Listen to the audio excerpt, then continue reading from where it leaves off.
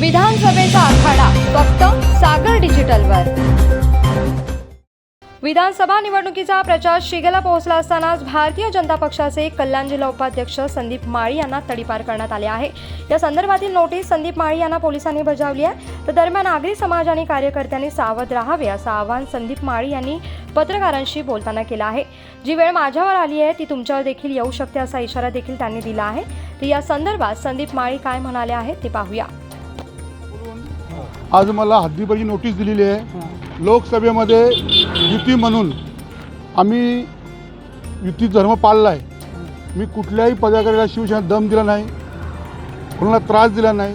तरीसुद्धा फक्त राजू पाटील हा माझा मित्र आहे।